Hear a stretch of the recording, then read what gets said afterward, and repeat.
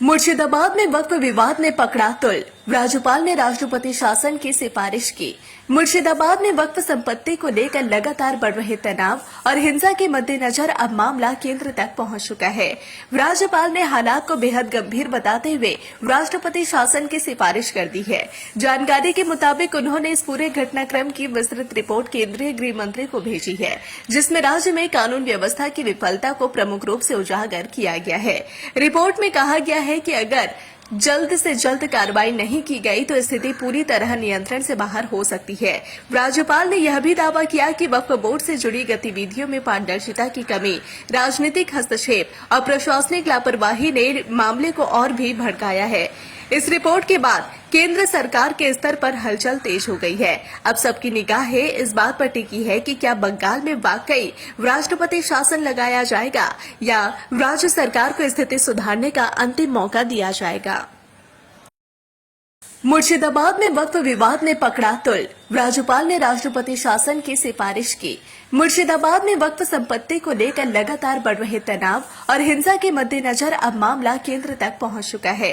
राज्यपाल ने हालात को बेहद गंभीर बताते हुए राष्ट्रपति शासन की सिफारिश कर दी है। जानकारी के मुताबिक उन्होंने इस पूरे घटनाक्रम की विस्तृत रिपोर्ट केंद्रीय गृह मंत्री को भेजी है, जिसमें राज्य में कानून व्यवस्था की विफलता को प्रमुख रूप से उजागर किया गया है।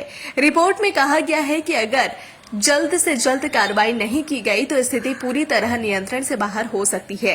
राज्यपाल ने यह भी दावा किया कि वक्फ बोर्ड से जुड़ी गतिविधियों में पारदर्शिता की कमी, राजनीतिक हस्तक्षेप और प्रशासनिक लापरवाही ने मामले को और भी भड़काया है। इस रिपोर्ट के बाद केंद्र सरकार के स्तर पर हलचल तेज हो गई है। अब सबकी निगाहें इस बात पर टिकी है कि क्या बंगाल में वाकई राष्ट्रपति शासन लगाया जाएगा या राज्य सरकार को स्थिति सुधारने का अंतिम मौका दिया जाएगा। मुर्शिदाबाद में वक्फ विवाद ने पकड़ा तुल। राज्यपाल ने राष्ट्रपति शासन की सिफारिश की।